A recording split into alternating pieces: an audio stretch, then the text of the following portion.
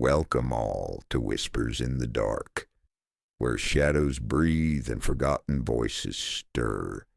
Step beyond the veil and lose yourself in a realm where reality fractures and nightmares whisper lullabies. Here we conjure true psychological thrillers, haunted tales, and horror stories that burrow deep beneath your skin and nestle in the quiet corners of your mind. Each story crackles like old film reels, unspooling secrets too heavy for daylight. Whether it's the slow unraveling of a fractured psyche or the cold caress of something unseen lurking just behind you, we promise narratives that will haunt you long after the final word is spoken. So get ready, dim the lights, slip on your headphones and listen closely for the whispers in the dark, and subscribe if you dare to return.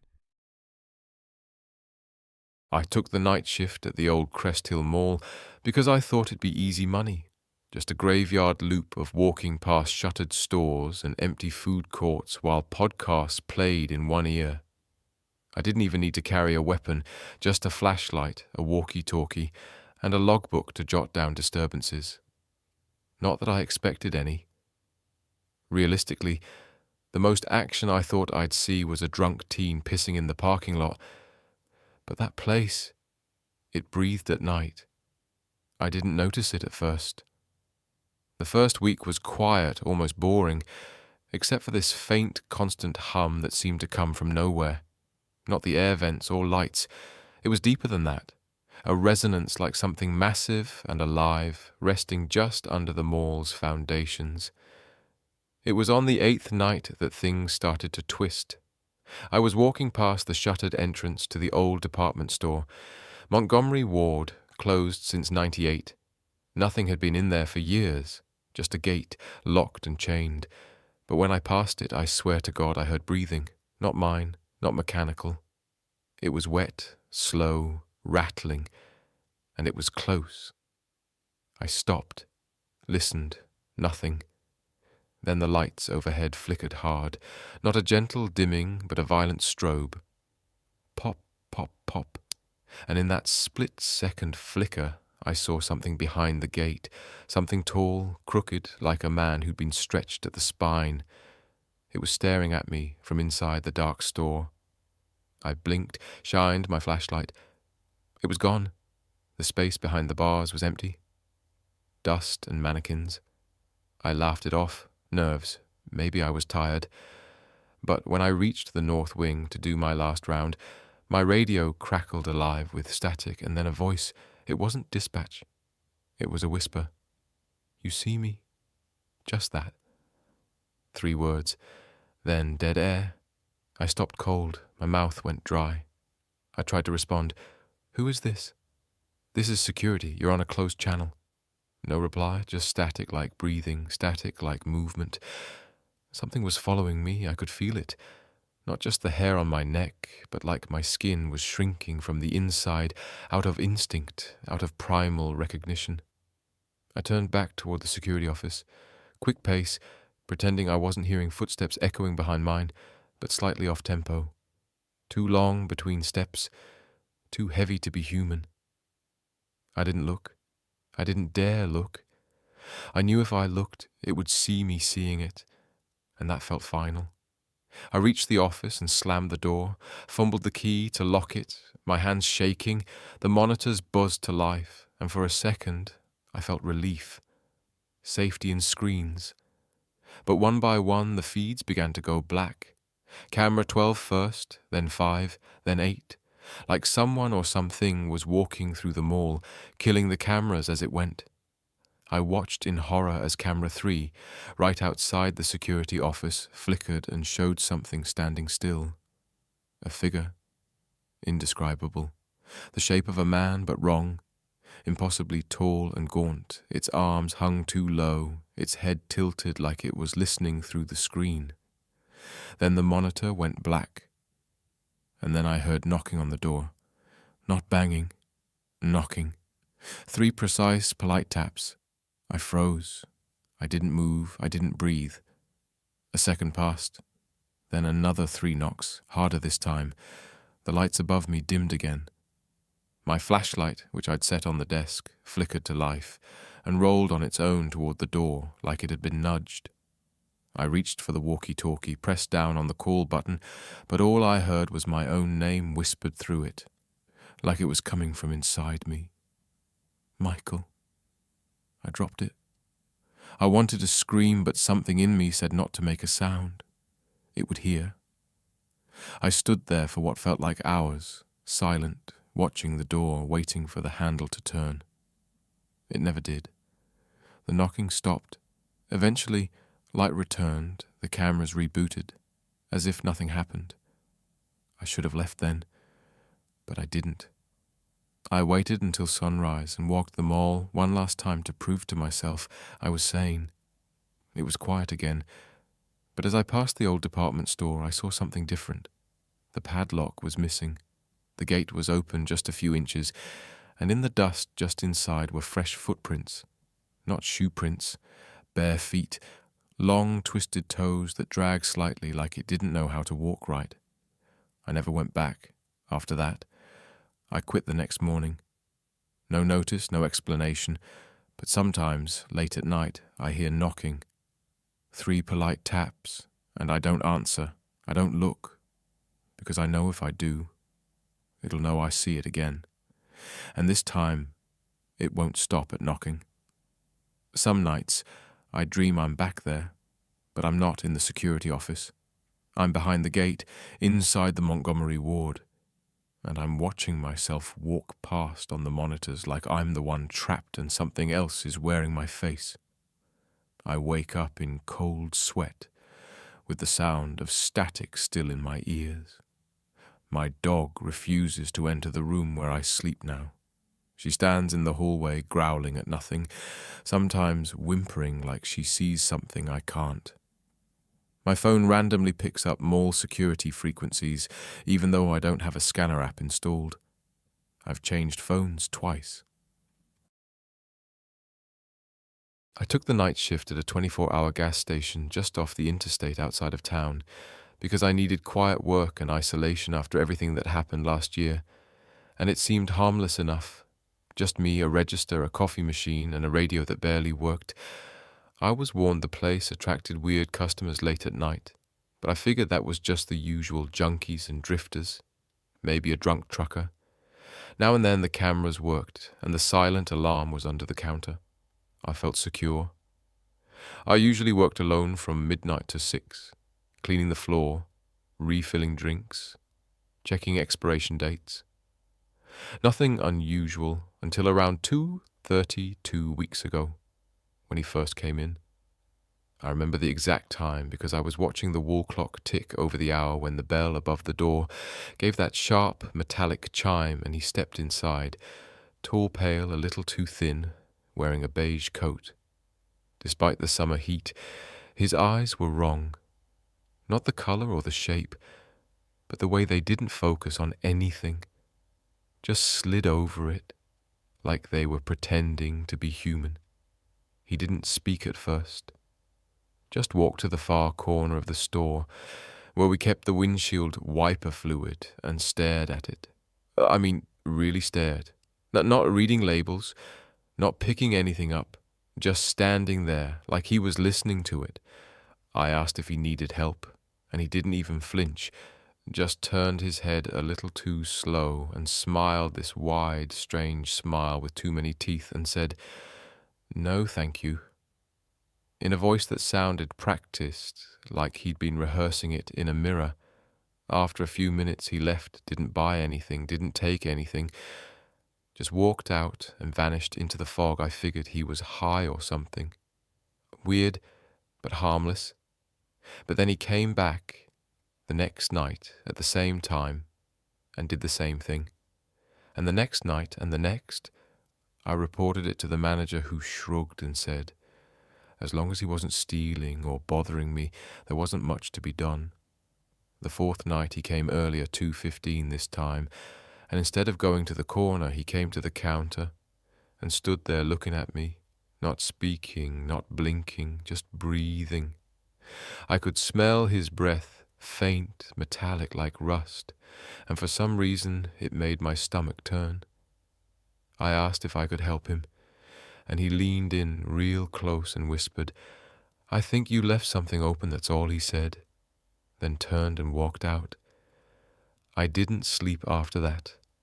I checked every door, cooler stockroom cabinet, everything was locked, but I still felt like something was open, something that wasn't supposed to be. The fifth night he didn't come, but I found a brown paper package on the floor behind the counter.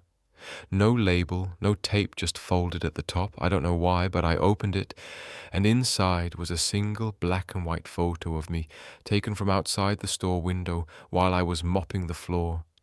The angle was low, like someone was crouched outside, staring in the timestamp. Read 2:34, and I swear I'd locked the doors and checked the cameras and nobody had been there. I called the police. They sent a deputy who took the photo, but there wasn't much he could do. Said maybe it was a prank, told me to keep the doors locked and call if he came back. But I never called again, because after that night, the power started flickering, only between 2:20 and 2:40, like clockwork. The lights would stutter, the monitors would glitch, and static would pour through the speakers, like someone breathing into a mic. I tried to record it on my phone, but it never caught anything. Only silence then. 2 nights ago he came in again, but this time he wasn't alone. 2 more came in behind him, not identical, but closed the same glassy stare, the same pale skin and matching coats. They stood in a triangle around the store. None of them moved or spoke. I was frozen behind the counter, staring, while the lights popped and went dark one by one. I couldn't move. I couldn't scream something in. Me knew not to acknowledge them, like looking would let them in. I don't know where in. I just know it was true. They stayed for 7 minutes. I counted the ticking on my watch. Then, without warning, they turned and walked out, disappearing into the fog that shouldn't have been there, because the forecast had been clear ever since then. Every night, I find something new left behind, a torn bit of cloth on the counter, a tooth on the bathroom floor, a child's voice calling my name from the speaker when no one is talking. The worst was last night, when I looked up and saw myself on the monitor. Not just a reflection or old footage. It was me standing outside at pump 4, staring in through the window, same clothes, same expression, perfectly still, just watching. And I swear I blinked on the screen before I did. In real life, I've stopped telling anyone what happens, because now the cameras don't record between 2:20 and 2:40, and the fog rolls in. Even when the sun is still up, I haven't quit, because I think if I leave, they'll follow me home. I started picking up night shifts at the hospital, because they paid better and the quiet made time pass fast. Fewer people, fewer emergencies, just the humming of machines, the occasional code, blue, and the skeleton crew of overworked nurses like me keeping the place together until sunrise. It was my 3rd month working nights when I first saw her room. 9:43 at the end of the west wing, an old corner of the building rarely used since the new surgical wing opened up, but overflow patients were becoming more common, so I didn't question it when I was told to check vitals on anew. Admit her chart was thin, just a single page with the name Margaret Holloway, no photo, no age, just vitals, handwritten in pen, which was odd. We'd gone digital years ago, but I figured maybe it was a rush admit. I walked down the dim hallway past flickering lights and into 9:43, where she was already sitting up, pale and paper-thin with cloudy eyes and a whispery voice. She smiled when I entered and asked if I was the one who heard her. I didn't know what she meant, so I smiled back and told her I was just here to check on her. She said nothing else, just watched me while I took her pulse and blood pressure, and I remember something about her skin, not just cold, but too smooth like wax, and her eyes never blinked. Not once I noted the vitals on her chart and left, thinking maybe she was sedated or recovering from surgery. But there was no IV, no band, no meds listed, no record of pain management. When I brought it up at the nurse's station, they looked at me like I was joking. They said there was no room. 9:43 in the system. That wing wasn't being used that night. I insisted I'd just been there, and they said I must have gone into storage, which was absurd. The lights were on, and she'd spoken to me. They all brushed it off. Maybe you're tired. Maybe it was a different room. Maybe it was a psych admit, they said. But I knew what I saw, so I went back the next night, and the room was dark and empty. No bed, no equipment, just dust and old boxes, and yet the faint smell of antiseptic lingered like someone had recently been there. I stood in that doorway longer than I should have, and I swear I felt someone watching me from just outside my peripheral, like when you feel heat from a body that's too close to yours, but nothing was there. I went to the charge nurse again, this time more insistent, told her I'd written vitals on a paper chart. She pulled up the system in front of me. There was no Margaret Holloway, no record of anyone admitted under that name in the last 5 years. She even checked the paper intake logs. Nothing. I started to feel like I was losing it. I went home that morning and couldn't sleep. I kept seeing her face, not terrifying, not grotesque, just unnaturally still, like she was holding her breath and waiting for something. The next night I almost called out, but curiosity got the better of me. I walked the west wing before clocking in, and 9:43 was lit again. Bed made monitors humming like it had never been empty. I stepped in and she was there sitting up again, same smile, same unblinking stare.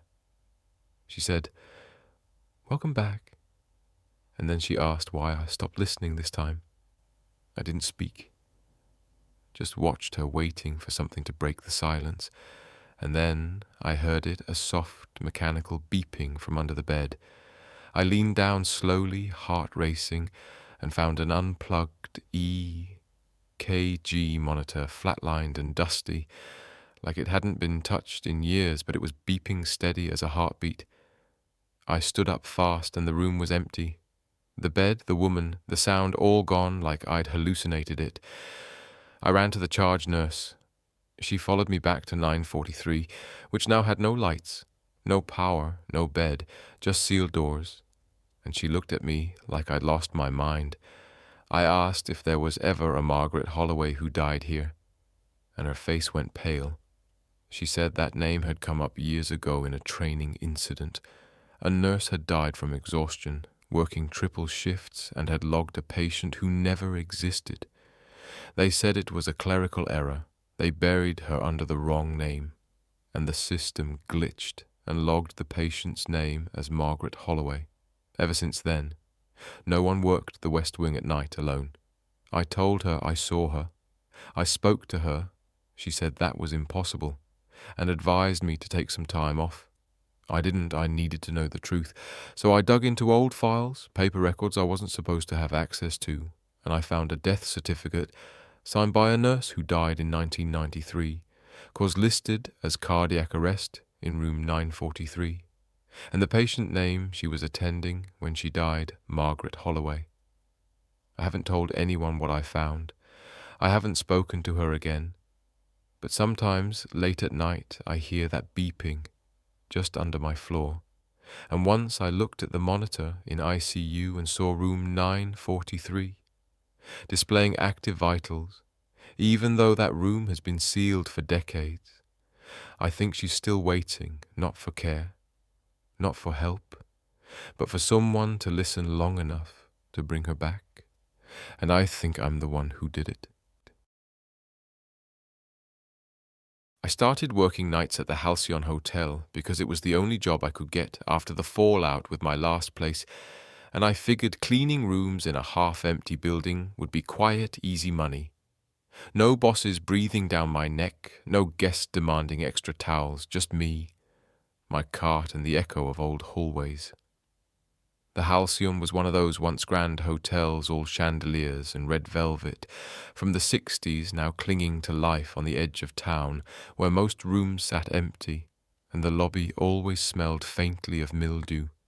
I worked the 10th floor, exclusively management, said it was easier that way, less confusion for the front desk, but I knew what they meant. The 10th floor wasn't on the guest elevators anymore, only service access, and even then the lights above the doors never quite lit, right when you hit 10. My first week was uneventful. Just dust beds and the occasional mess left by a transient, or someone renting by the hour. I never saw who came in or out, just names on the clipboard and keys in the drop box. But around night 8 I started noticing things. I'd clean room 1023 and return an hour later to find the towels used, the mirror fogged up like someone had just stepped out of a shower, despite no record of entry and no noise from inside. I figured maybe one of the other staff was using it, but the doors were always locked when I left them, and my cart keys were the only ones that worked that wing. Then came the humming. I'd be pushing my cart past 1027 and hear this soft off-key melody like a woman humming a lullaby, but low and slow like it was dragging itself out of someone's throat. I put my ear to the door, and it would stop instantly. The silence on the other side thicker than anything I've ever heard. I asked the night manager if anyone was staying on 10, and he looked at me, confused, said the 10th floor hadn't had guests in years due to water damage, but that I could still clean for appearance sake. That's when I started paying closer attention. The rooms were changing, the furniture would shift between visits, the paintings would tilt themselves all left, like they were leaning towards something unseen. And in 1029, I found the Bible missing its pages, replaced with old black and white photographs. None of people, just hallways, mirrors, staircases always empty, always at strange angles, like someone was taking them from places they didn't belong. The worst was room 1031.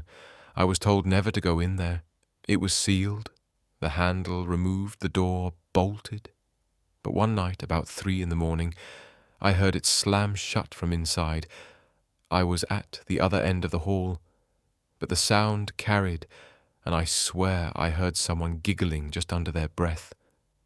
I stood there, heart pounding, too scared to run, too terrified to stay, and then my cart began to roll on its own slowly toward that door, one wheel squeaking with each turn like a heartbeat. Speeding up, I grabbed it, yanked it back, and backed into the service elevator, smashing the button with shaking hands. And when the doors closed, I swear I saw a pale hand press against the glass from the other side. But there was no one there the next night. The front desk had no record of me being assigned to 10. My clipboard was blank. My cart gone when I insisted they pulled the system log and showed no access to the 10th floor in days. But I still had my key and my badge and the grime under my nails from scrubbing sink basins that didn't belong to anyone I called in sick for 2 nights trying to sleep, trying to tell myself it was exhaustion or a prank. But the dreams came the same every time, long hallways lined with locked doors, something breathing behind each one, and a woman in a maid's uniform just like mine staring at me. From the end of the hall, holding out a ring of keys, all rusted, all humming. I went back, needing closure, needing to know I wasn't crazy. I took the stairs up past the faded sign that read, Floors 9 to 11. The lights buzzed faintly, and I held my breath as I stepped into the 10th floor corridor. It was darker than before, thicker, like the air had weight and the wallpaper had begun to peel in long, wet strips. I passed each room slowly, one by one. The numbers no longer made sense. 1022, then 1028, then 1023 again, and then 1031. Wide open. as if it had never been locked. I don't know what made me walk inside. Maybe the humming. Maybe the fact that I could see my cart waiting by the bed. But I stepped in, and the door slammed shut behind me, locking with a sound like bone snapping. The room was freezing. The walls were wrong, like they were angled slightly inward, and the bed was made perfectly, except for the outline of a person pressing into the covers, like someone lying under the sheet, invisible. And still I turned to run, but the door was gone. The wall solid where it had been, and the mirror across from the bed, began to fog, like someone was breathing against it from inside. And then a word appeared, scratched into the glass, backwards. My name not misspelled, not smudged, exactly as I'd written it on my job application. I took the night shift at the toll booth because it was quiet, easy, and off the radar. Just a small glass box on a forgotten stretch of highway out by the marshlands where traffic thinned after midnight, and the fog rolled in thick enough to make the world disappear. I liked the stillness, the isolation. I liked that no one bothered me out there, just me. A stack of tickets and the dim buzz of fluorescent lights, keeping me company. I'd sit for hours watching the headlights rise like ghosts in the distance, waiting for the sound of coins clinking into the metal tray. Then the low hum of tires vanishing back into the dark.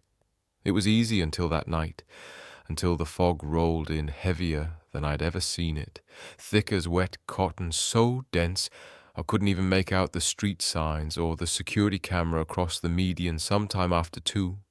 The cars stopped completely. No engines, no lights, just silence. So full it pressed in on me like the world had gone under, and I was the last person breathing, I was about to call it in, when I saw the figure walking up the road from the north side. Not driving. Walking. No flashlight. No phone. Just a shape growing out of the grey, stumbling. Like every step was a struggle.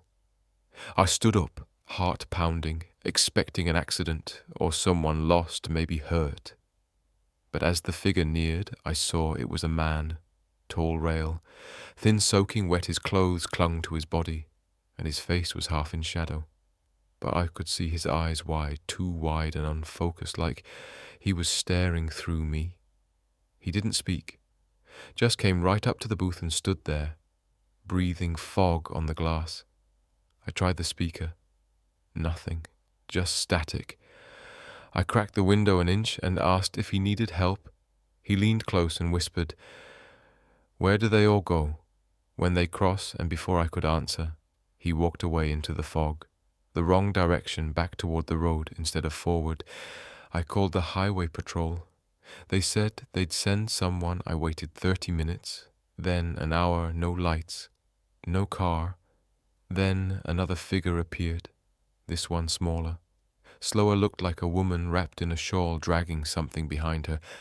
I leaned out and called to her, but she didn't react, just shuffled up to the booth and placed something in the coin tray. It was a photograph, black and white, old and grainy, of a family standing in front of a car, and in the background behind them, the toll booth with me inside it, staring straight into the lens. I dropped it and hit the emergency call button, but the line was dead, just a low tone in my ear. I turned back and she was gone. No footsteps, no sound, just vanished like she was never there. I locked the booth and backed into the corner, watching the road, hoping for lights. But only the fog remained pressing against the glass like it wanted in.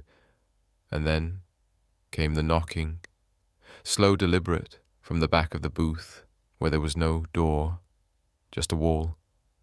I turned, expecting to see someone through the glass, but it was empty, yet the knocking continued soft and rhythmic. I called out, asked who it was, and it stopped a moment later. I heard coins drop into the tray. I turned back around, and there was a man in a long coat face, hidden by the brim of his hat. Just standing there unmoving, I asked where he came from. No reply, just more coins dropping. But the tray was empty every time I looked. The coins never appeared, just the sound again and again, like someone was paying for something over and over. The man vanished when I blinked, just faded into the grey, and then the radio crackled alive with voices, but not English, not any language I knew, just layered whispers echoing like they were in the booth, with me overlapping and murmuring until one rose above the rest and said, "You've been taking from us now, it's time to give back." And then the power cut out, lights gone, radio dead. The booth plunged into darkness, the only illumination the soft glow of fog beyond the glass. And in that glow I saw them, dozens, maybe hundreds of figures walking toward me from every direction, emerging from the mist, silent and slow eyes, wide mouths open, some crawling, some dragging, others upright and still, like mannequins caught mid-step. They surrounded the booth, pressed their faces to the glass, smearing it with moisture, with blood, one by one. They raised their hands and began to knock. Not fast, not hard, just steady, endless tapping like a metronome counting down. And in the centre of them all was the first man, the thin one, soaked and smiling. His eyes locked on mine as he mouthed something I couldn't hear. I closed my eyes and screamed, and when I opened them, it was morning. The sun was out and the booth was empty again. No fog, no figures. The cameras worked. The radio hummed and the road was full of cars, as if nothing had happened. I tried to quit. That day turned in my badge. But when I checked my phone, there were no missed calls, no messages, and no photos in my gallery. Not even the one the woman left me. My supervisor said I never called in. Said I must have fallen asleep, but I know I didn't. I know what I saw that night. I drive the 74 route night shift through the industrial edge of town, where warehouses and scrap yards line the streets like forgotten tombstones. Most nights it's dead. Maybe a few tired souls catching the late run home, or the occasional drunk with glassy eyes and a loose grip on reality. But that night it was raining hard. Sheets of it, slapping the windshield and pooling around the curbs like the city was sinking. I remember thinking how quiet it was, quieter than usual, no one, at the first 4 stops, not even a stray dog. Just the hiss of the wipers and the low hum of the engine as I rolled along the soaked black road. I was already counting down how many stops were left, when I saw him standing at the edge of the light under a flickering street lamp, head tilted down, a duffel bag at his feet. The stop wasn't on my usual list, but I figured maybe dispatch added a last-minute extension. It happens sometimes, though. I didn't hear anything over the radio. I opened the doors and he stepped in, soaking wet but no umbrella, no jacket, just a thin button-up and trousers, like he didn't feel the rain at all. His face was pale, too pale, and his eyes never quite met mine. They lingered just beside, like he was always looking over my shoulder. He dropped a handful of coins into the fare box and walked all the way to the back, sitting directly in the center seat, hands on his knees, staring straight ahead. I glanced in the mirror a few times, trying not to stare, but there was something about the way he sat, too still, like a statue, or like he was holding his breath. I continued on, checking the stops, but still no other passengers. I made the usual turns, but the GPS kept blinking and recalculating, as if the system didn't recognize the route anymore. The streets began to change subtly, buildings, older signs, rusted or blank streetlights flickering in and out like a dying signal. I told myself it was the storm, maybe a glitch, maybe low visibility, but something deep in my gut twisted like a warning bell with no sound. I passed a familiar gas station, but its windows were boarded up and the lights inside were off. I slowed down to double-check the name, but there was no sign, just a faded outline like it had been gone for years. I looked in the rear view again, and the man was still there, same position, eyes forward. But now he was smiling, just barely a twitch of the lips, like he knew something I didn't. I asked him where he was heading, trying to sound casual, but my voice cracked a little and he didn't respond, didn't even blink. Then he spoke, not with his mouth, but a whisper inside my head, like a thought that wasn't mine. Take me to the last stop. And suddenly the brakes hissed. The wheel jerked and the bus turned on its own, like I wasn't driving anymore. We veered onto a road. I didn't recognize a narrow lane lined with trees that arched over us like claws. The rain intensified, pounding the roof, the wipers screeching with each pass. I tried the radio dead. Just static my phone, blank, no signal. The dashboard lights dimmed and I could feel the temperature drop, my breath clouding in front of me. I glanced back again and he was gone. Not a sound, not a shift, just vanished. I stopped the bus, heart racing, stepping into the aisle, calling out, but the seats were empty, not even wet footprints on the floor. Then I heard it, the duffel bag, dragging slowly down the steps to the front doors. Thump, scrape, thump, scrape. I turned and it was there, at the doors bulging, moving like something inside was shifting against the canvas. I backed away, reaching for the emergency brake, but the bus lurched forward on its own headlights, illuminating an endless road ahead, with no signs, no turns, just black trees on both sides closing in tighter.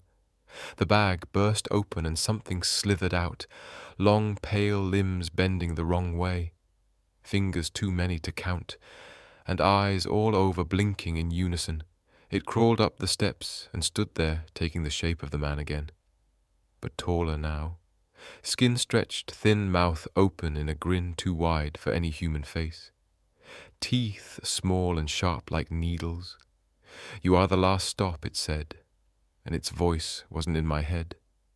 This time it was in my bones, shaking them loose. I ran to the back, locked the door behind me, and the lights on the bus began to flicker, casting shadows that didn't match the seats, long arms reaching when nothing was there.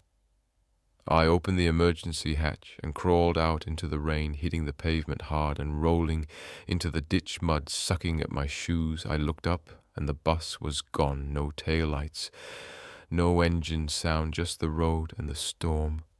I ran until I saw lights again, a diner still open, and I burst in, soaked, bleeding. Screaming, they called the cops, but when they drove me back, there was no road, no bus, no tire tracks, just trees and mud. They said I must have fallen asleep, crashed in the ditch, hallucinated from a concussion, but I know better. I never dreamed that thing. I can still hear it whispering when the wind howls, and sometimes when I pass a bus stop at night, I see a pale man waiting. I took the night janitor job at Lincoln Middle because I needed quiet work, something simple that wouldn't mess with my head after what I'd been through at my last job, the kind of job where no one asks questions and no one notices if you keep to yourself. The school was old, built sometime in the 50s, all red brick and narrow halls with flickering lights that hummed overhead like bees trapped in a jar.